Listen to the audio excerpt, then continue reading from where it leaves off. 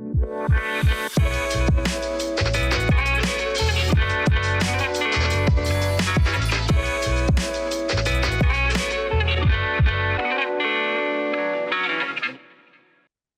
everyone, and welcome to another new episode of Made Possible by Pop Culture, the podcast. I'm your host and producer, Danielle Terciano, and if you watched, that's right, watched my holiday roundtable last season, you got a pretty great idea already of just how much I love the winter holidays and all of their content.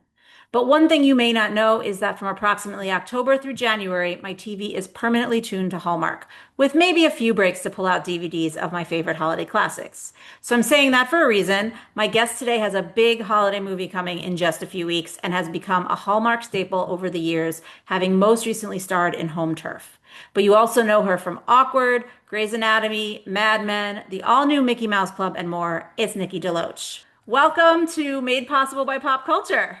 Thank you so much for having me, Danielle. It's so nice to talk to you and see your I was going to face. say, it's great to see you again. For those who don't know, I used to cover Awkward, so that's how we met. And it was, I think, a little bit of a whiplash because I knew you as playing like this teen mom. And then all of a sudden, you're in all of these very, not that teen moms can't be wholesome, but you're in all of these very wholesome Hallmark Totally. movies. And I'm like, this is great because it's like the meeting of the minds, like the two things that I love the most. Well, we can be many things. We contain, what is that whole Multitudes. saying? Multitudes. And I will say it was my grandmother who got me Mm. into the Hallmark universe, which she reminded me yesterday. I was talking to my grandmother yesterday, and she was like, just to remind you, I am the reason that you are on Mhm. Hallmark and have become a staple there. And I was Mhm. like, yes, Nana, you are. So I was on Awkward, and my grandmother felt like she couldn't tell her friends to Oh. watch Awkward because of the content. It's Because, funny though, because it's not, I mean, I said it like Whiplash. I think I set it up incorrectly. It's not a raunchy, like you know it's nude. It was an MTV show for yeah, teenagers. Like, nobody's naked, but we are talking about subjects that honestly teenagers are dealing with, and we're talking about them. And Lauren created such a beautiful template for that show for moms and daughters and families to sit down and watch and then be able to have a conversation afterwards. But for my grandmother, it mm, was just, too much. And so she goes, I just want you to do something that I can just tell my friends, like a Hallmark Christmas movie. Could you just please? And so she kept talking about this Hallmark Christmas movies, Hallmark Christmas movies. So I had my agent reach out to, at the time, Penny Perry mm, was head of casting there. And I had known Penny since I was 15 years old and showed wow. up in this industry. I was in her casting office at 15, and she was like, we'd love to have Nikki. And the next thing I knew, I was doing my first Hallmark Christmas movie. My grandmother could not be happier. Of course.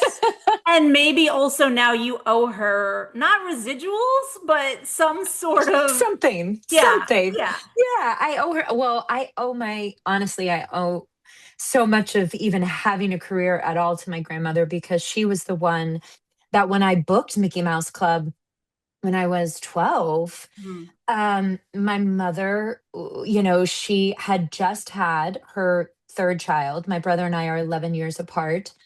And there was no way that my mom or my dad could travel with me. So my grandmother was a nurse. She quit her job, and she was the one who came and was my guardian for Mickey Mouse Club. And even the first year or so that I was out in LA working at 15. So I wouldn't have a Yeah. career at all without my grandmother. So I owe her even more Yeah, I than was gonna say, the more Hallmark. you say it, the more the bill racks up. So I was trying to keep it moderate, but She he told me the knows. other day. She told me the other day that, like, she's basically wants me to produce her funeral. And Oh, she told me the other day that not only am I supposed to speak, I am also supposed to sing And she told Mm. me which song she wants me to sing. And I said, Nana, I just like, you're my favorite person outside of my kids and my husband on planet Earth. I don't know that I'm going to have the emotional fortitude to be able to do that. And she goes, you will do it for all I've done for you. So she pulled out the card and set it down on the table. And I was like, all Uh-huh. right, you're right. You're right. You're Yep, right. that's what she I wants. just, I'll cry after the funeral. Yes, Yeah. that's what she wants. You be professional one more time and then you can lose Yes. it. It's so Yes. it's so funny to hear you talk about how she wanted you to do something wholesome, partially because the thing that you picked as your past pop culture influence, I think, is maybe back in even beyond the awkward because you picked Sex in the City. And then I will say for everyone listening, I did ask Nikki to go back and be more specific because we Six could be here for seasons. 7 years talking about Sex in the City overall. But I would love, nor I always ask everybody to, obviously you've listened a few times, to set it up in terms of Yeah. why you picked what you picked within the Hmm. show. But before I do that, I have to start with two really reductive questions so that everyone can get Okay, to know great. you and your fandom of Sex in the City. Okay, who are you? A Carrie, a Charlotte, a Samantha, or a Miranda, first and foremost? I have been told I'm a Carrie. Even when we were doing Grand Ole Opry, the director, she's a brilliant director. Her name is Claire Niederpruin, and she and one of my dear friends, Eliza played. She came in and was also in the movie, but the two of them, we all three of us worked together on the first movie that my writing partner and I wrote for Hallmark. We fully developed wrote. I had been producing for them, but this was the first one that we did together. The three of us were together in Hmm. that movie. Claire directed, Eliza played my sister. So we were reunited on a Grand Ole Opry. And my birthday happened and on the Grand Ole Opry, and they gave me my own Nikki necklace. Like, Carrie Oh has her Carrie yeah. necklace. And Claire was like, I just feel like, gosh, you give me such Sarah Jessica Parker vibes, especially from Sex in the City, Carrie vibes. And I was like, that. So everybody has always said I'm a Carrie, even though I never really thought it through for myself because I've watched all four of them, and I think the magic and the brilliance of the show is you can relate to Yeah. all four of them, in terms of their perspectives on any given subject. Well, that's partially why when you said people tell me, I was going to follow up and be like, but who do you think you are? But you just kind of answered that, I think. So that's okay. I Okay. also want to just clarify. So the movie you're talking about that you have a little reunion was Christmas for Keeps. Yes? No, a Grand Ole Opry Christmas is where the No, no, first no. But movie you were we saying there's a reunion oh in that. taking the reins. Christmas for Keeps was the first movie that I developed for the network. Right. I did my first Christmas movie, and I had already been working.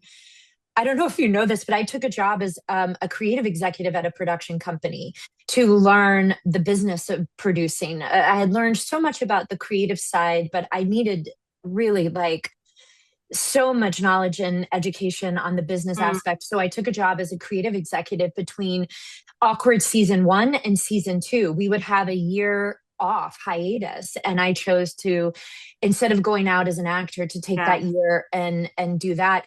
And so after I did my first Christmas movie for Hallmark, I took in ideas and pitched them. Christmas for Creeps was the first one I produced for them. But then when I started writing with my writing partner, Taking the Reins was the first one we developed Gotcha. together and we wrote, and both of us got to star in. And then the us coming back together is the Grand Ole Opry Right. Okay. Christmas, which is this year. Yeah. I was looking for the SEO The headline of like connective. what movie is the reunion? Because I was like they're all in my head kind of, and I know this is not true. You work on them for a long time, but they all felt like I watched them so close together sometimes that I Oh forget yeah, which one comes first. So totally. okay, let me go back to Sex and the City. The Yes. second reductive question: were you a Mr. Big or an Aiden fan in terms of Drew Oh, Carey? Back in the day when we're talking about this past pop culture watching it for the first time experience. I that is one of the things that I think they executed so beautifully on this show is the Mr. Big Aiden, because the Carrie Mr. Big come together, and it is fireworks, and you figure out this is something special. This is something different. It's the will, they won't, they will, they want, they do. Then they come apart. Then they become friends. Aiden comes in the picture. And you think like there's not going to be anybody that they could possibly bring in that you're going to root for outside of Mr. Big. And then Aiden walks in. And the way that this character was created and the way that he brought it to life, you could actually see the two of them being together. You Yeah. could. And it was brilliant. At the end of the day, as much as Nikki probably would have picked Aiden, I think for Carrie, it had to be Big. It had to be. But the way that they told that story, I just felt was so pitch perfect, Yeah. and consistent throughout, which is such a hard thing to do when you're doing that throughout the course of 6, 7 seasons, or, yeah. Okay. So we had to get those two out of the way Yeah, because of I want you to, course. I obviously like those are, I feel like those are things that are in people's minds as you then will now talk about the pieces of the show that you've loved the most. And Yeah, you started with a season 4 I section. did. It's not like a full arc because you picked an episode, The Real Me, that is earlier in the season, and then we Yes. went. So tell me a little bit, I think, about why you wanted to start with The Real Me and then go into I would argue a 2 episode arc later in the season. Yeah. But what was it about that episode that all these years later stands out as something that was maybe seminal or transformative or whatever word you want to use? Well, I think, I've watched this show front to back probably 2 dozen times. Okay. Literally, I've watched it so much. I like to, when I write, I like to have something that I'm just in the background that I'm watching. And Sex and the City is one of those things because it is so clearly defined in terms of when you look at structure, each episode, well, there's an overall arching thematic argument for the season, but each episode builds towards that. And each episode is fully defined. Defined. There's a thematic argument, and each character is working to answer that question, right? In each and every episode. And then you have 4 perspectives, 4 POVs that are all moving towards that. So hard to execute in a half hour. So it keeps me, when I'm writing, in a place of make it like clear, right? Hmm. You want it like simple but profound, which is what I think they did really well. But it opens the season essentially with Carrie. She has struggled with that question of really being able to situate herself in who she is. We are moving through our 20s and our 30s, trying to figure out who we are. That is the point of that. The 20s is, I would like, people say, would you go back to your 20s? Not in a million years. You could not pay me to go back to my 20s. I wish so much that I could have found what I have now in my 20s, which is a complete and total like self-love, appreciation, acceptance. I know who I am. I'm still learning, and curious every Right. day. But the 20s are just such a hot mess. And then the 30s, which is where these women reside most of the time in the series, you're starting to answer all of these big life questions, and it opens it up in this very, what seems superficial way. She gets asked to be a model. She's obsessed with models, obsessed with fashion, all of this. She's so hesitant to do that. She gets on the runway. She's so excited. She finally gets herself pumped up to do it. And she is fashion roadkill, as her friend says in the episode. But then she gets back up. She finishes the show. And then she has this monologue that she writes for her column where she talks about just that. Hmm. Like, that is the real me. That's who I am. I'm not perfect. I fall on my face. I make mistakes. I have so many flaws. And yet at the end of the day, I get up and I put one foot in front of the other, and I keep going. And so she sets the tone for the season for these women with that episode, which I absolutely love. It's none of these women are perfect. Even Charlotte, who, try so hard to be perfect. And there's that episode where she gets married to Harry later Right. on in the season, where she cries because her wedding is not perfect. And Harry delivers like such beautiful words to her when she's like, you're missing everything because you're so obsessed with everything being perfect. But we couldn't get to that monologue then and believe Carrie if this episode wouldn't have happened, where it was almost like for the first time we saw her accept herself, Mhm. which is big. And I think for women in their 30s, especially, that is such a big moment where you just go, I am a flawed human. I make mistakes. I am not perfect. I never will be. What a boring thing to attain perfection. Mhm. And so that's why I picked that episode, But which sets us up. I think it sets it up for a lot of what you picked because, I think even though I asked the really reductive question of like Mr. Big or Aiden, like most of the Yeah, episodes you picked are not about that at all. Like she might be dating one of them in the episode. For right. example, you picked Bells of the Balls as Yeah. the second, like you did like kind of a three episode art section for season 4. Yes. And certainly she's with Aiden in that one. And certainly Mr. Big is Yes. important because he's this big weepy baby trying to get her attention. But Exactly. it's like the episodes are not revolving mostly around Around. their relationship with men. With maybe the exception of some of the other characters. In some Yeah. of the other episodes, as you mentioned, like when Harry and Charlie get married, certainly that is more about their relationship, but also, as you said, about her needing to accept like things don't have to be perfect. So I Yeah. do, I mean, is that the way you watched the show the first time you watched it? Like kind of looking for these moments where these women were finding themselves? Or did you feel like that's something that took you a little bit of time and maturity of like, maybe I was in it for some of the not salacious, but like more obvious Hollywood story of like boy meets girl, are they going to get married?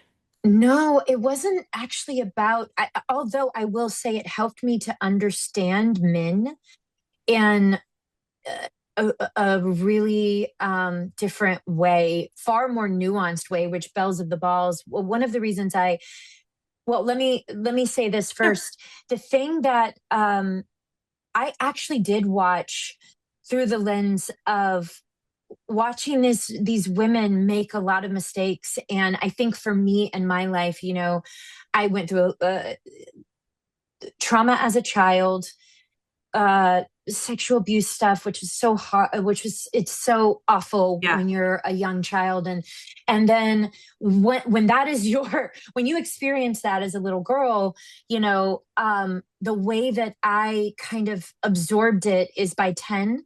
Mhm. I had a full-blown eating disorder because it was the only thing I could Yeah. control. By the time I was a teenager, it's like, be perfect, and nothing bad will happen to you if you're just perfect. And then by the time I hit like 19 and I was in the music business, I just took a baseball bat to that glass house of perfection because it was so unattainable. You just can't. You're human. You make mistakes and flaws. So in my early 20s is when I initially asked for the DVD set for Christmas for Sex and the City. So when I was watching, I was actually watching it as a girl in her 20s that is looking at these flawed women and how they're moving through all these big and small, like really meaningful topics, but also very, silly topics in their lives and making mistakes along the way. Yes, yet I loved them and rooted for them. And the other thing that I watched the show for was it's really at the end of the day, yes, it's about men and women and their relationships and sex and all the things, but it is really a show about female friendship. And that is the heart of the entire show. And so for me, that was one of the biggest things because I don't know about you, for me in my life, like that, my relationships and my friendships with the women in my life are critical. Hmm. They are family. They are my chosen family. Right. They're the ones that I call and talk to every single day about all the things. They're the ones that when I was in the hospital with Bennett, they were bringing food and showing up and doing all the things. So I think those are the two things that really made me fall in love with the show. And then for Bells of the Balls, that episode in season 4, the reason I picked that is because I believe it showed the vulnerability and fragility of men in Yeah. such a clear way. I mean, you have Charlotte's marriage with Trey, who, you know, Trey, little baby boy Trey, Yeah, who's always depicted as a very fragile person. I mean, from the extremely, relationship with the yes. mother, I think said it all. Yes, but we all know that man. I mean, I even like in my life, just to bring it back to Yeah. personalization, I'm pregnant, I'm 5 months pregnant. I have a fetal echocardiogram that tells us that my son has, congenital heart Yeah. defects. Without immediate intervention, he won't survive. We have to go through all this genetic testing. And the first thing my husband is like, I mean, this has to come from your side of the family, from you, right? I know it doesn't paint him in a great picture, No, but but I know but where that comes from. you I've know what I heard mean? that in different ways. That Yeah, was not my experience, but I've heard versions of that yeah. other Like God example. forbid Yeah, it's yeah, it's me that's the problem, and that's the male ego that we contend with in yeah, relationships so often. And so it's like I now know, right, yeah, that it's just being vulnerable enough to say or to think or to feel like women have to do all the time. This potentially could come from me, or this is something I'm feeling, is too much for them. So it's easier just to project and blame the other person.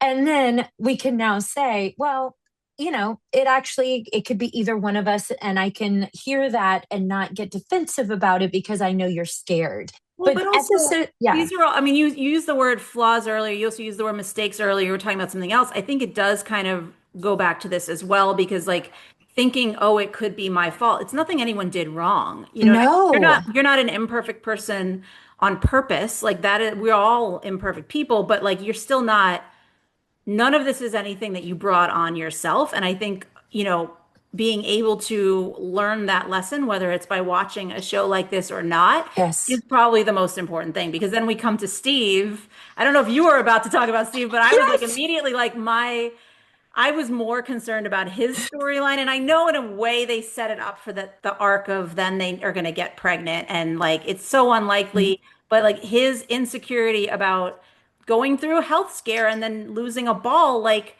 that to me is, and I'm sorry to use this word because this is also reductive, but that to me is crazy. Who yeah. cares? But then it's like, no, but men care. They care about that. It makes them feel They inferior. really care about their balls, Danielle. And I mean, I kind of get it because somebody once said to me, like, well, what if you had to have a mastectomy? If you had breast cancer, like, wouldn't you feel similar? And maybe, you know what I mean? Maybe. But that to me was, I think, the first time I had to think about it because watching this show when I was younger was like, what? Yes. Like, And even they depict that, like, Miranda's like, this is insane. yeah, Like, women don't care, but Steve cares. Men but, care.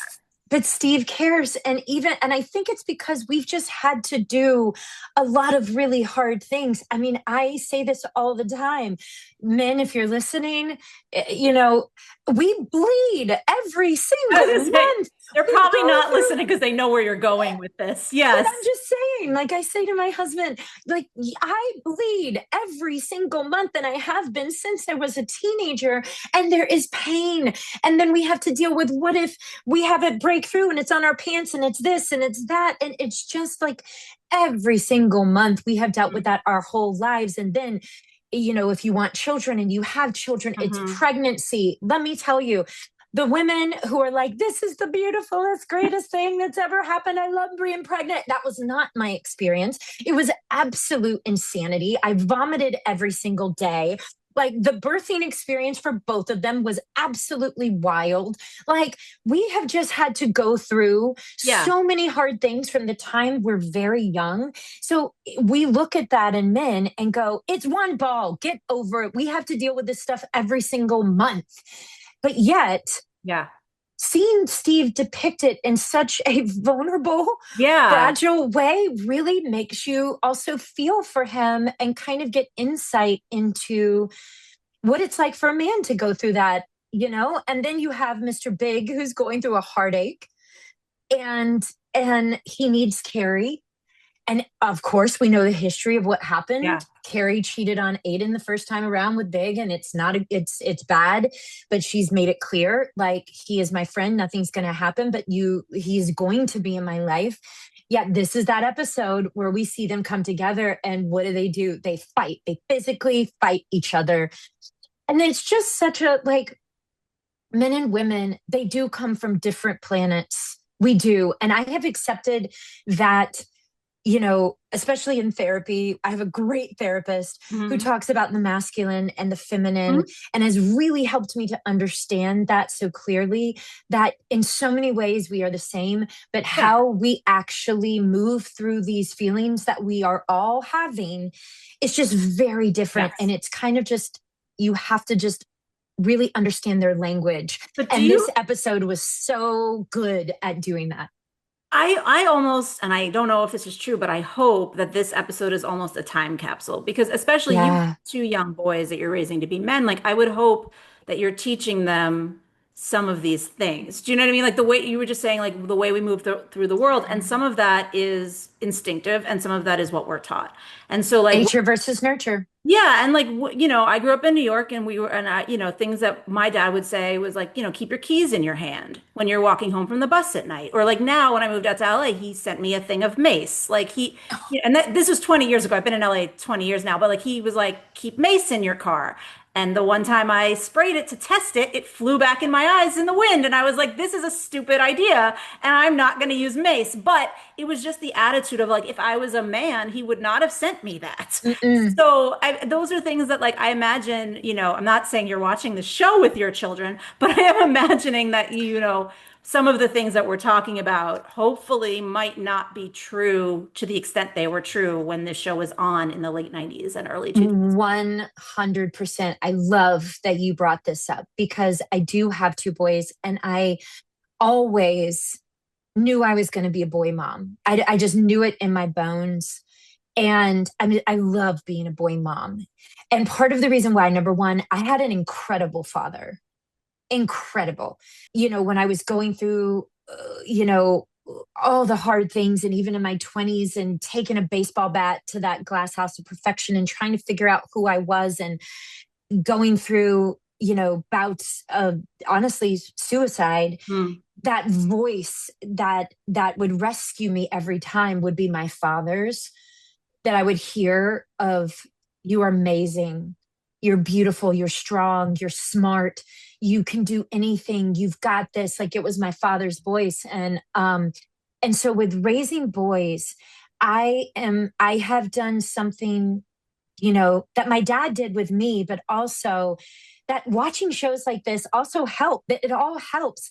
My boys feel their feelings.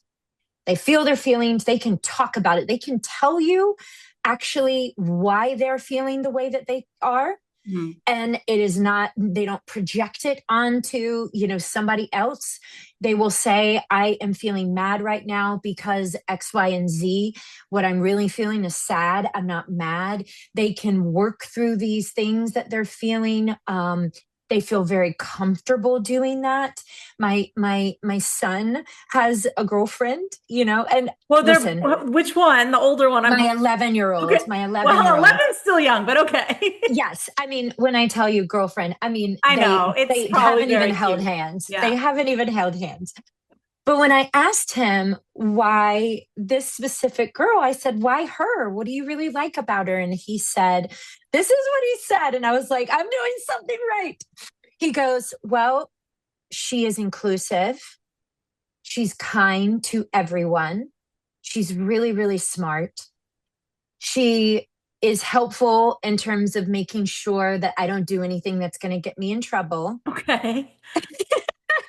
And and she, oh, what was the last thing he said? Oh, and if somebody, she said, if somebody's talking about someone else in an unkind way, she will speak up.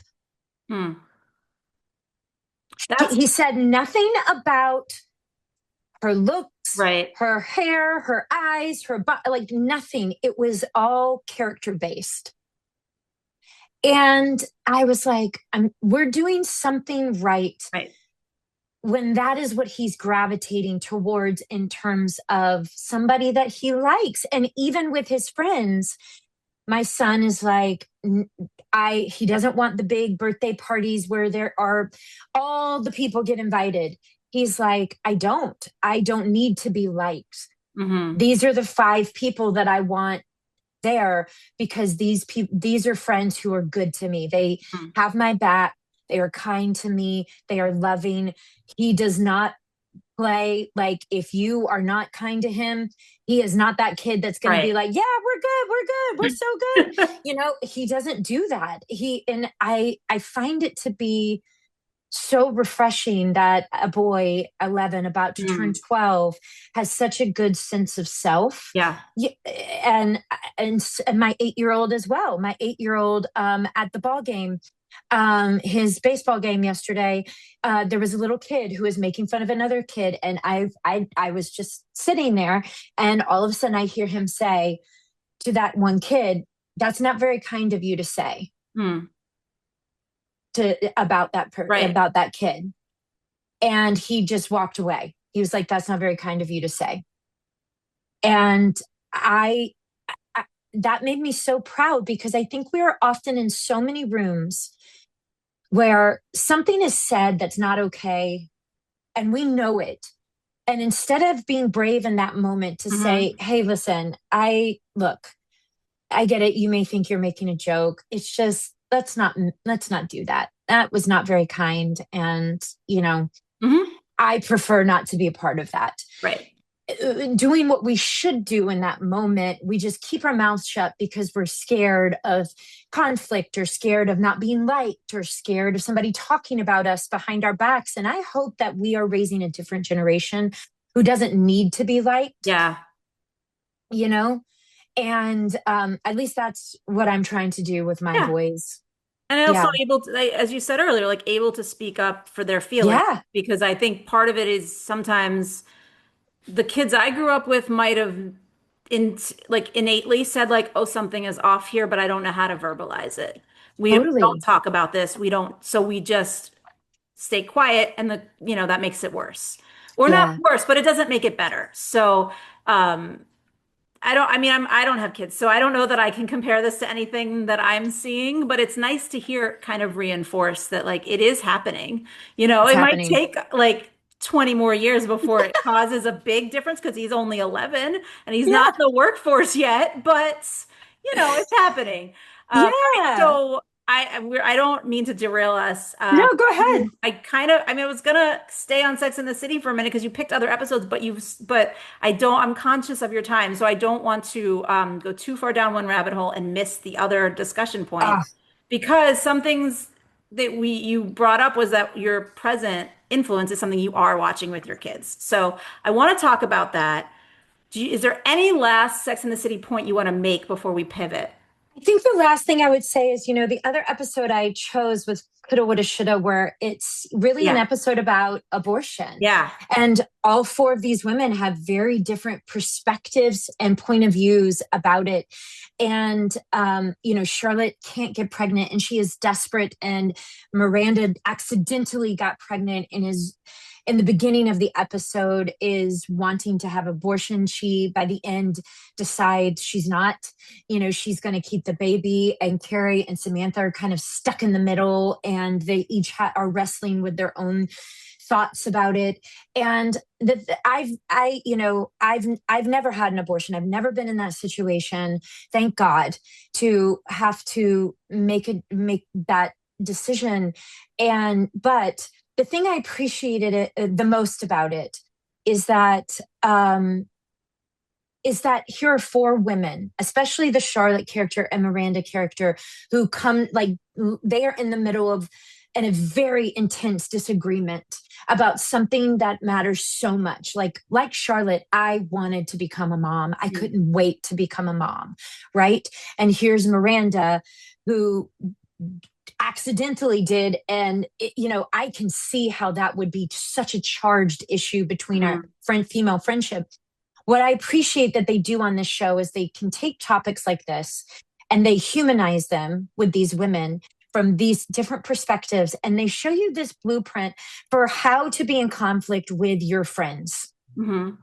and how to get through that, and the love that you have to show up even when it's hard, to stay in the room, stay brave to stay in the room, to keep having the conversation Right. until. So that episode that's why I chose it. It is a really serious topic, even though the episode, they obviously bring humor I to was it. just, yeah, I would say like, because the person I always thought would have had the most to say was Samantha, but they kind of let her say her piece very quickly, and then they put her into a storyline that is just crazy. She's just trying to get a Birkin bag. Who cares about a Birkin bag when there's a baby maybe coming into the like? But she's trying to get a Totally. Birkin bag, and she drops Lucy Liu's name, and Lucy Liu fires her because how dare you represent me poorly? Totally. But it was that it's talking about that, which they also do in Bells of the Balls with Yeah, Samantha. And, that episode, especially her storyline of Richard not hiring her because, number one, at first he's like, you're too emotional. yeah, That's what he comes in with first. Women are too emotional. And then at the next meeting, he comes in, well, you slept with my architect, which was a million years ago that happened. She right. didn't even remember the guy's name. But at the end of the day, it was all these excuses that were made for him not to hire a woman. And that, even though we have gotten better, Hmm. is still, you know, it's still a problem in our society Yeah. of, the judgments that are placed on women that are not placed on men. And I know that as somebody who's, finished a directing program and is a woman who, is produces and has to be in leadership on a set or on calls. It's very interesting how people respond to female leadership, Yeah. and how you have to walk that line sometimes very specifically, and you still get labeled certain things if you have a strong opinion. Hmm. And it's just BS, man. It's such BS. Like, you cannot raise your young girls to have confidence and self-worth and all of this, but then when they get up there and it's time for them to take the reins, be like, oh, but you're too Right. much. Your opinion is a little too much. So anyway, we can move on to the other one, but that was the final thing I want to say Well, about the show. I want to follow Rewatch up it. though. I do want to follow up because so I mean, you already set it up. Like in the episode, Miranda is planning on having an abortion, but at the end of the episode, she changes her mind, and that's how we get Brady, and Brady becomes such Yes. a part and part of a story. But I remember watching it when it aired, not knowing all of the politics of Hollywood and what you could and could not do, or could or should and should not do, thinking like, okay, this was a really nice way to show a person making a very important decision. I look back on the episode now and I say, oh, they must have been scared to do an actual abortion on TV. They wanted to have their cake and ate it too. Like they were able to talk about it, but not actually do it. And I'm wondering if those are thoughts Mm. you had, or if you were, as somebody who I didn't want kids. So like as somebody who wanted kids, were you just happy that like, oh, we're going to see this character become a mom and that's more story? I think, yes. I mean, I obviously, as somebody who desperately wanted kids, I was hoping the whole episode that she would end up. But that, again, like, you're going to watch it from a different perspective, Hmm. and than me, right? Because I also have friends that did not want kids. And so they're going to watch it from a very different point of view than me. And then I love that they chose Miranda, this character who's been so career driven, who is definitely not a nurturer, who you see that evolution of her once Brady comes into her life, of what that does. And she's a lawyer, and she's been on this career track, and then watching her continue to be on this career track while also navigating motherhood, I found, I related to so much, because man, it's really, really hard. And especially for me, because Bennett, was born with these congenital heart defects. Yeah. I literally had to put aside I was coming off of Awkward, a hit show. The world was my oyster in that moment in time. I was testing for all of these things. I was not in a position where I was having to audition at all. Hmm. And it was really, the conversation was about, what is that next big show I'm going to get? And then I got pregnant with Bennett. and everything had to stop. And it had to stop for years. It was 2 years of heart surgeries. It was then COVID. He finally got cleared in December 2019. COVID happened in March. Then it was 2 years of pandemic. So now we're 4 years into me stepping away Yeah. and, being able to do Hallmark, but that is popping in, popping out. I could be a mom and really do everything that I needed to do with my kid and maintain my health insurance and still work. But like, I relate so much to that storyline still today because my husband didn't step away. Yeah. I was the one that did that. And so it's hard to still have ambition, as my cup says, ambition. Hi, Dolly. As a woman and also navigate parenting and all that Yeah. it entails. And I love that they chose Miranda for that reason. Okay, that's fair. Yeah.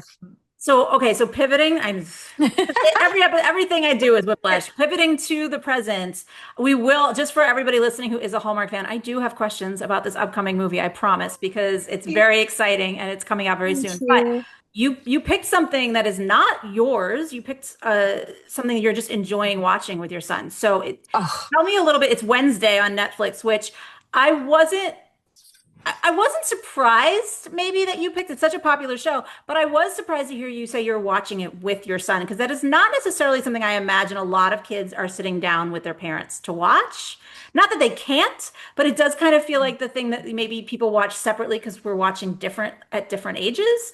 Tell me a little bit about how you guys got started and like, do you have a little ritual of how you watch together or like what is well, we can what you only do watch together? during the day because, and my little one cannot watch it. So I just say to parents, I watch it with my 11, almost 12-year-old, and every child is different.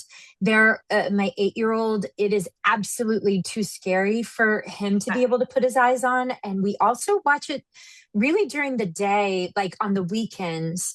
For example, Bennett was at his baseball practice, and Hudson and I just like grilled through like 3 episodes of Wednesday together on the couch while he was away. And it reminds me kind of in such a different way, obviously, because there's such different shows. It reminds me of probably what mothers felt like watching Awkward with their daughters. And for me, this is why Okay. my 11-year-old has a very dark sense of humor. He's got, audio processing disorder, ADHD, OCD, anxiety. There's all of these things that he has to deal with and wrestle with, and he has always felt different. Mhm. What we have worked towards, and finally in 6th grade, this 11-year-old, he celebrates the fact that he is different. And a big part, Danielle, Yeah. of him being able to do this was us beginning to watch Wednesday in that first season. Wednesday is so, the whole school, right? They're all Yeah, they're all, I mean, they all outsiders. have it's considered an ability. Anything that they have is not considered something that they should be upset Exactly. about. Exactly. So we were able to begin to have conversations via the show Yeah. about this in his life. I was saying to him, you know, look at her, look at all of them in this outside world, right? People are like, oh my gosh, they're so different. But in this world that they're in, they have all of these superpowers and these abilities, and it is celebrated. And it's like the more abilities you have, the more different you are, the more you are celebrated. And so we were able to begin to have these conversations about how cool it is to be different. Hmm. And I think they did such a brilliant job with Wednesday. I mean, I love it actually, even as a grown woman, I love watching it because she is the anti-hero. She is Mhm. not a normal, she is very dark. She's the darkest in terms of her mind and her humor, and she doesn't like anybody. She doesn't want to be liked. That's another conversation because he Yeah, was dealing and wrestling with so needing to be liked. right. And so we were able to break this pattern of him needing to be liked and pleasing others. That is a big thing for me because growing up in the South as a young girl, your job, they tell you, is to please other people and betray yourself at every turn. It was a nasty little number they did on all girls, most girls going Right. in it. I mean, I've never heard it put that way before. And so for anyone who's not watching this on YouTube, I'm making some faces because people pleasing is always something I've said is not something I am excited to hear. But the way that you just put it was even darker. So, Oh, it's so dark. It yeah. is. I was told all the time as a little girl, it's better to be seen and not heard.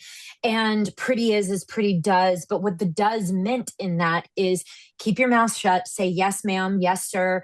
You do whatever somebody tells you to do. You do not argue back, fight back. You do not voice your opinion or your thoughts. It is all about training you to just please other people in the world and betray yourself at every turn. And so when I had kids, it was a big thing for me to really teach them it is important Yeah. that you never betray yourself. Ever, ever, ever, ever. Even if it's me, I don't care. You are the most, like, Yeah. your sense of self and your self-love and self-worth is you protected at all costs. So it allowed us to also have that conversation because Wednesday does not care about pleasing anyone, Right. Right. not even her mother. In fact, I we see mean, it. I mean, that's okay with me. totally. I mean, listen, it draws a little bit on the source material. It's not beholden to the source material. I think anybody who knows the original versions of these stories, like each of these characters is so unique that like you don't want them to shade any part of themselves for the benefit of Yeah. the other. Like I mean, in theory, that's what every character should be on every show, but I think it's more obvious in a show like this because of just how specific each one is written. And, there's never going Yes. to be even that episode. I don't know if you've gotten to this episode yet. I'm afraid I might spoil something for you, but there's an episode with the body swap with Wednesday and her roommate. And so Oh, that's a very okay, we will not spoil it, but it's in this second season and it's a very interesting look at like you have to kind of pretend to be this other person, but you still kind of can't hide who you are because it is just who you are. And so yes. you see the melding a little bit more of these two characters. Oh, I can't We'll wait. start to pick up on it or not, but that's what I found very interesting was it's not the typical.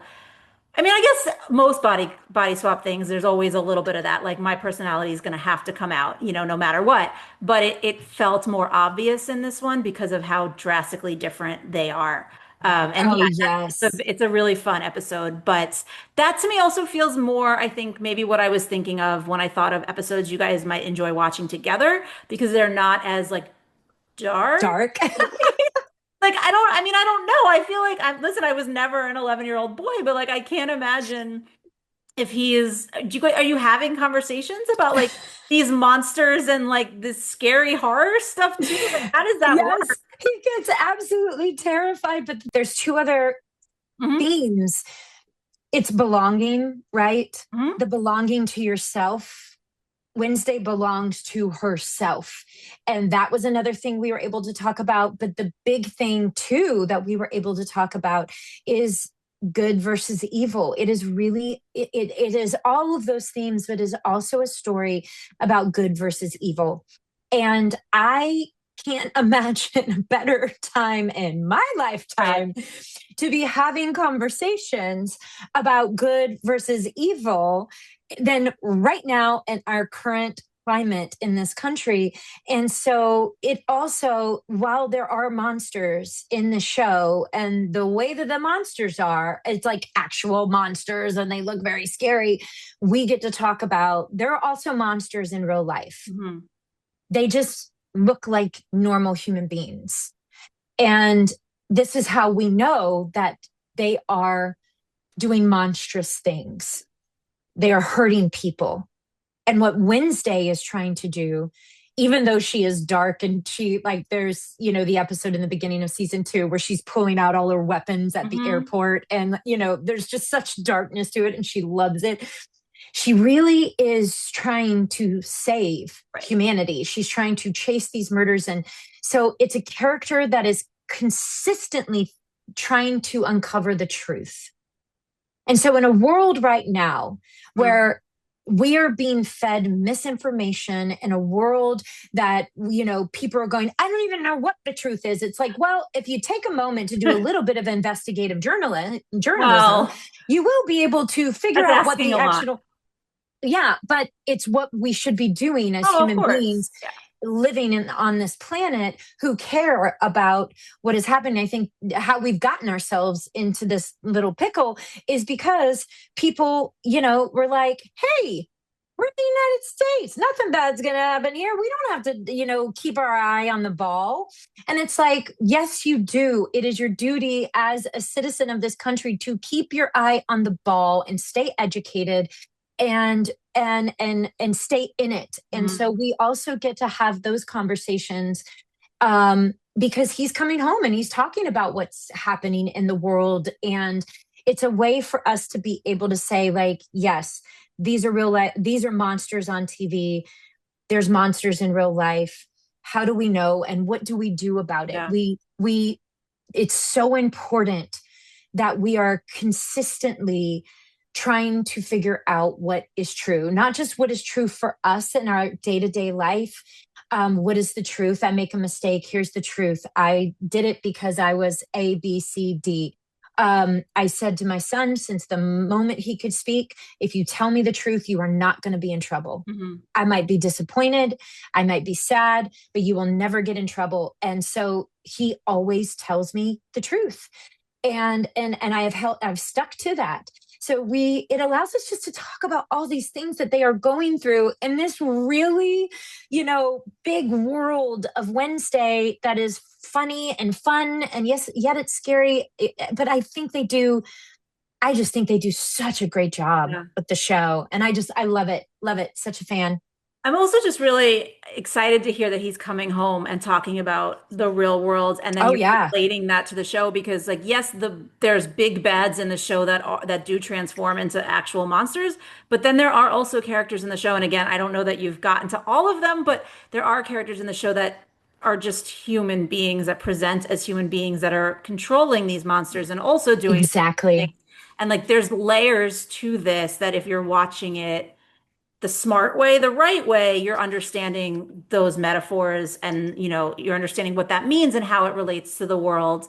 I think that's maybe also why I was surprised to hear you say you watch it together, because I feel like most kids would watch it on their own, pick up on some of what they pick up on, and maybe a little bit of it would go over their head for a little while. So it's kind of nice to hear there's a deeper learning with the show than maybe they even set out for it to have. I'm not sure. I don't know those guys. Because that's how I was when I was a kid. I would watch something alone usually, or like maybe my friends would be watching it. We could talk about it, but peer to peer, you're still missing stuff sometimes. It's Totally. not until you get older and you watch it again that maybe you say, oh, okay, now I see the thing that I missed the first time or the extra, how it related to whatever was happening then or whatever's happening now. Yes. And well, it's also, Danielle, a way for me to get them away from watching, you know, YouTube stuff. I was And gonna ask listen, there's, Ryan Trahan does this beautiful thing on YouTube where he travels cross country. He starts with a penny. He raises money for food insecurity in the country. Like that stuff I don't mind. sure. But what they're really like watching dudes play video games Right. on YouTube, like absolutely not. Absolutely no. Absolutely no. So it is a way for me to be like, no, no, no, no, no, no, no. I am going to engage with you. We are going Yeah. to watch something that is brilliant. It's well written. It's beautifully constructed. That also we can have these important conversations, and that's why I think that character of Wednesday is such a good in for kids Yeah. that age because she is rebellious. She is not a pleaser. Their brains are starting to think like, how do we like they're starting to think in that way of like kind of rebelling in their own way. But I want him to rebel towards, social norms like pleasing people, social norms like having to invite everybody to your party, even though that kid, has been bullying you at school. Yeah. He don't get to come. Like, so I want his rebellion Yeah.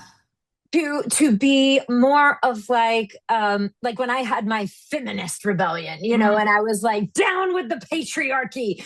um He can like have that too. he I can mean, have that too. he'll get to a Yeah, place with certain things maybe where, I mean, talking about the girl that he's dating yeah, already feels like a step in that right direction. exactly. But it's because I am trying to find these shows that I think we Yeah. could, watch together and have these conversations together and keep them off of the YouTube Yeah. situation. And it also like inspires them to make their own things in life and to really like become creative themselves. And so I found that that's a great in for any parent listening. Like, if you think it's appropriate, watch Wednesday with your kid, have the conversations. It has been so much fun. Yeah. I mean, I agree that I don't think it's inappropriate. I didn't mean to imply that. It just Oh, when I heard you say it together, I just my brain went to the place of like I was so not used to that. As a yeah. reporter, we would write about all the time the like four quadrant shows, and I would in my back of my head be like, "Who's really watching this? You know, who really?" And no, apparently there are close families out there. You had one with your father. He's had one with you. That's great. That was just not my experience. So it always wrinkles my brain a little, and my cynicism goes up, and I'm like, hmm. I love But it. obviously, it's happening, and that's fantastic. And I mean, I'm going to pivot to Grand Ole Opry Christmas Speaking of four because quadrant. yeah, that's literally like why I was like this feels like a movie that is intended to bring a family together because it's a holiday Yeah. movie. And so for those who don't know, so you play the daughter of a country music icon and he's passed Mm-hmm. away. But in the movie, you go back in time and you're able to actually interact with him and his younger self. So it's kind of got different levels to it, I think, in terms of the sentimentality and the nostalgia, but also the levels to the family dynamics. Uh, Yes. Tell me a little bit. I mean, obviously, it's something Hallmark is touting as like probably the biggest one they have this year. Tell me a little bit about like how it came to you and what it was. I mean, you do a lot of these that made you feel like, well, this one's special and I want to do this one, even though I do a lot of these. Yes, I had actually, they had sent me a previous script. I had passed on. I didn't connect to the character. And I was like, oh, you know, especially coming off of Home Turf, where I really connected with that character. And I was like, I read that first act and said yes. And I was like, I know what to do with Okay. her. And I loved, you know, I really wanted to like bring her to life, and I had a specific vision for how I was going to do that. Um, so coming off the heels of that, I was so grateful. It was actually Darren Abbott. So Darren Abbott has been head of Hallmark Cards, or the brand, the entire brand of Hallmark for many, many, many years. Um, Such a great leader, great guy. Um, and he was the one that was like, we're doing a collaboration with the Grand Ole Opry. I think you would be perfect for this story. So he was the one. We didn't have a script yet, but the second he said Grand Ole Opry, I like instantly teared up Mm. because growing up in the South, my dad and I would listen to the radio show Grand Ole Opry, and my dad would drive me. The closest place in my small town to be able to go and get voice lessons was in Thomasville, Georgia. And it was like, a 2 hour drive each way. My poor dad, he worked 6-day weeks, Oh God. coached my basketball team, took me to school in the mornings, and bless his sweetheart is driving me to and from to have vocal lessons. Because man, I wanted to be a performer. I wanted to be on Mhm. Broadway. I saw Singing in the Rain when I was 4 years old. My world changed. I was like, you can do that, and like what? Um, and he loved music, and music was our love language. And in terms of the Grand Ole Opry, he had said, you could be on that stage one day. And Mm, I would say, Dad, oh, don't be silly, like, come on, like, that's for the greats of country music. Don't count yourself out, he would say. And then it was always a place that we had hoped that we would be able to go together. There was two things. We wanted to see James Taylor in concert mm, together, and we wanted to go to the Grand Ole Opry, and we didn't get a chance to do it before he got sick. He got Pick's disease, a mm, really rare and aggressive form of dementia. He was diagnosed in his early 60s, but it started in his 50s. mm. And so we didn't get a chance. And Yeah. so the second he said Grand Ole Opry, Darren, I my eyes just watered. Mm, And the thought of being able to just be in the building. I didn't know the story. I didn't, hadn't read the script, but I knew, like, I just want to be a part of that. And so then when I got the script, oh my gosh, Danielle. the whole story of what you're just telling about your dad Yes. saying you could be on this stage, and then like in this story, now I haven't seen it yet, but from what I know from like what they're saying as a summary is you basically are back in time with your dad. He's younger, he's still an icon, and your character is able to finish this song that she has been working on, like, and obviously learn more about her dad, but like there is the music that's connecting them kind of in maybe a way that felt personal. Oh, I mean, yes. So I read the script.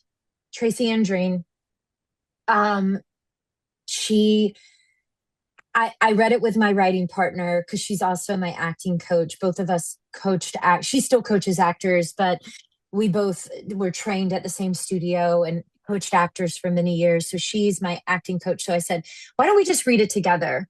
And so we are sobbing. Both of us have lost our dad. She lost her dad 2 years after I lost mine. And we are sobbing through the script. Not only do I get to go to the Grand Ole Opry and stand on that stage, but I go back in time to when my dad is alive and unravel this mystery that has been with the country music audience for all these years since his passing, of why he stepped away. And I learned that he stepped away for me and my mother and for us. And 6 months after that is when he passes.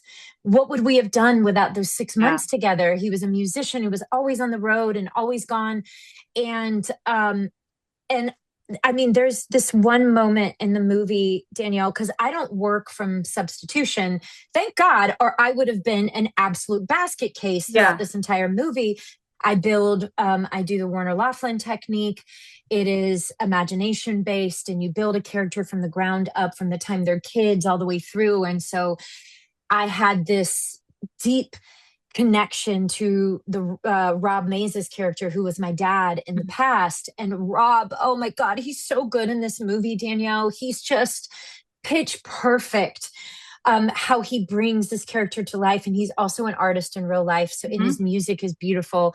And there is a moment though where I am thinking, and it's a scene with Chris where I'm like, what if we came back to rewrite history, to send him in a different direction, so he stays alive and with us? And I have to come to terms with the fact that I can't Right.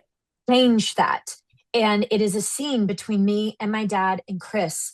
And when we went to shoot that scene, which it is not on the page like this at all, but it is the moment where she has to decide to let it makes me so emotional even Yeah. thinking about it right now, where she has to let it lie. She has to just let it be. And Yeah. I mean, like, I couldn't get the words out. And I did, and we did one take, and that was what we went with. And it became this whole other thing. And I think anybody who has lost a parent or lost anyone that they love in their lives are going to look back and watch this movie, and they are going to be filled with such joy of getting to see these two people have these moments. And also, there was this full circle moment at the end of the movie, and my dad was just all over it. My mother, we call her Gigi. At the end of the movie, my dad, played by Rob Mays, he does his final performance and he steps away. And this guitar that he's had, that there's been this mystery. Where is his infamous guitar that everybody knows about? Who didn't? Because I didn't get it. I don't know where Right. it is. Nobody knows. And he gives it to me, and the guitar is named Gigi. Mm. So there was all of these like little sprinkles that came down into the script, like my dad just all over it, in our story of my mom and my dad and me and the grief and all of it together. And he gives me Gigi, and I have to make a choice. Do I stay in the past, or do I go forward into the present? And I just, for me personally, and it is not an accident that Claire directed this, because the first time we worked together was in 2021. I had upped my family to go be on the East Coast. We sold our house. We drove across country to be with my dad, who was at the end stages of his life. I popped up to Connecticut to film this movie. And I was in such anticipatory grief, knowing that any day I could wake up and get that call. My God, we wrapped the movie at 4 a.m. I got home at 5. I couldn't sleep, woke up to a barrage of calls and texts from my mother. It was happening. Got on a plane, flew home. I made it there by his bedside to say goodbye and to hold his hand for his last breath. And Claire was the director on that Mhm. movie. And here we are Yeah. 4 years later, full circle moment. And so I just felt like, personally, it was just this like beautiful gift from the universe from God, from Darren Abbott, that I will never forget, of being able to tell the story and being able to have that moment at the Opry with those incredible people that work there. We're going back tomorrow morning. I fly back. We're kicking off Countdown to Christmas there, and I Yes. get to see all my old friends from the Opry. And I hope it comes through. I think it does. I haven't seen the final edit, but I've heard it's great. It's fantastic.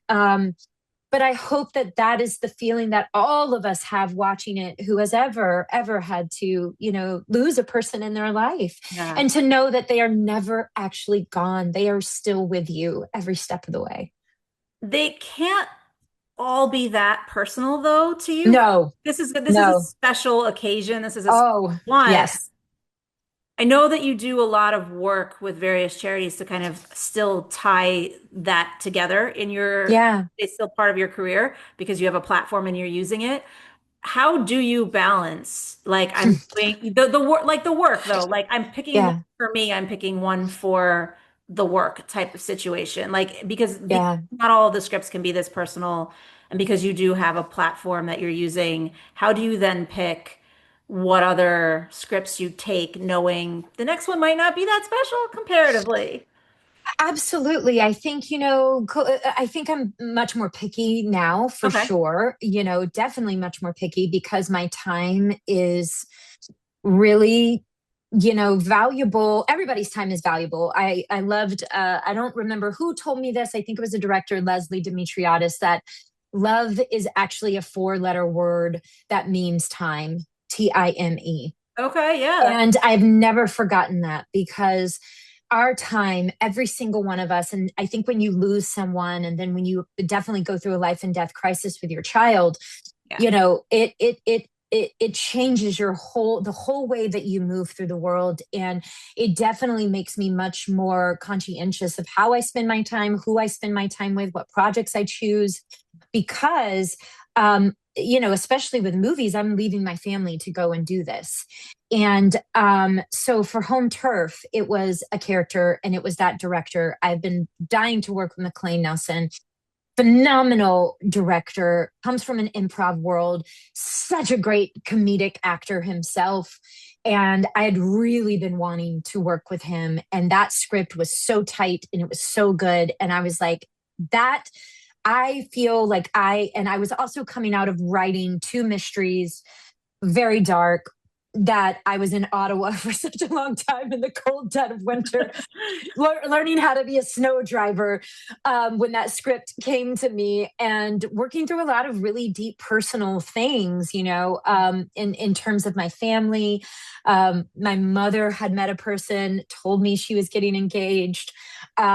That there was a lot of stuff that I was working Yeah. through personally. And all I wanted to do was do something creatively that was so fun.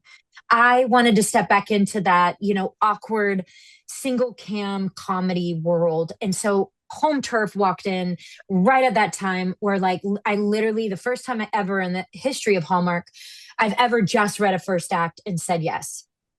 I was like, that I want to do a straight up Right. comedy. And so that is what was the yes for that. And then for Grand Ole Opry, obviously it was a personal Right. like personal yes for me. And so I think it's that, but also the anything that scares me Hmm. is a yes. If it is out of my comfort zone, if it is something that scares me, if it is something that, like, I'm like, ooh, I feel like I'm a little on my heels here, that is a yes, because that is like a growth edge that I want to get curious about and experience. I love that challenge. I'm a little like But crazy like that. but because you're writing too, I mean, where does that, how much are you trying to challenge yourself when you're Oh, writing and saying, like, I'm going to write something for myself that is on that edge? oh, that's why I love writing. I didn't know if I would love it as much. I do. It is so challenging. Writing is so hard. It is so hard. Like, I just I don't know. I could probably write for the rest of my life and it will never not be hard, Danielle. Like that, it just won't. But that's because Um you have standards. I think right. that's Yeah. how it should feel. That's why I don't write creatively anymore, because I'm just like, I don't like anything I churn out. My standards, I've been told, are famously too high. So I literally had a boss at my magazine job where she was like, your standards are too high. You need to move on. So I think that's not a bad thing, but I could also see where it can feel daunting as you're doing the work. I think I've had to get really good. Again, it goes all the way back to Sex in the City, of her falling on the runway on her face and getting back up. I think the beautiful thing about writing, one of my favorite characteristics that has become that, it wasn't like that in my 20s for sure. Top three, humility is number one. Humility, humility, humility, humility first. We can't do anything without that. Yeah. And so it's when you write a script and it comes to life, and then you see in that moment, like, oh gosh, I could have done that so much better, I missed that link, or I didn't, and it's like, okay, humility, lesson Right. learned. You learn it for the next time, and then in the next time there's something else that you learn that you didn't know before, and it is just like, and then you get up and you try again, and then you try again, knowing that you are going to make mistakes, knowing that it's not going to be perfect, knowing, which is why when something is executed so brilliantly, I Yeah. have such reverence for it, because I'm like, that is like when I watched Secession for the first time, I couldn't pick my jaw up off the ground for months, because I was like, how did they do that? How, like, I would go back and rewatch and rewatch and rewatch. I would first watch as just entertainment, and then I would watch as a writer, and then I would rewatch as a writer, and again and again, learning how they did that.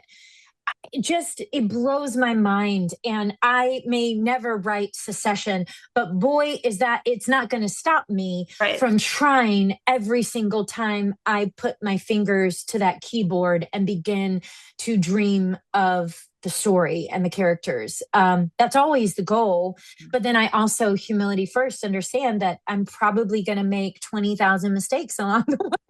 Yeah. Yeah. You just have to be okay with it.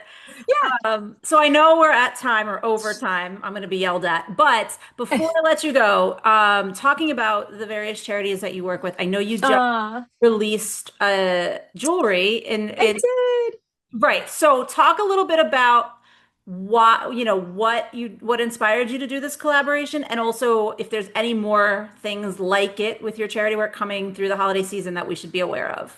Oh, thank you so much for asking this question because I always say I have an awesome job. I love my job. It is the best. I love it now more 30 something years into it than I even did as a kid. But my like passion is the work that I get to do in the field of Alzheimer's and dementia with the Alzheimer's Association, with Mind What Matters. We give financial grants to caregivers of loved ones with neurodegenerative illnesses, and then especially the work I do with Children's Hospital Los Angeles.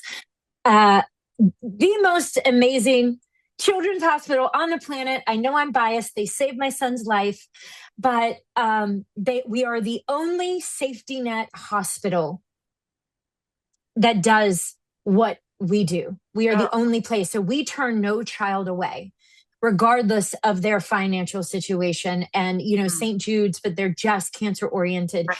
All of our programs are in the top 10 in the country. I'm talking ortho, hematology, oncology, cardiac, neuro. All of our divisions are top 10 in the country. We are number 4 in the world for specialty hospitals, and we are a safety net. Mhm. So any child, any family can bring their child there and they will get the same care that my Bennett got. Why is that? Why does that matter? Because there is no such thing as other people's children. And the other part of that is the difference between a family who can't afford it and my family is pure luck. The opportunities I was born into, the color of my skin, all of it, Well, I all mean, of we're it. also here where it's a for-profit industry. That's the other thing is like there shouldn't be a concern about paying for it No, at no, all. at But all. And so I 8 years ago became a huge advocate for healthcare for children and also in the world of healthcare in general. It is my thing that wakes me up.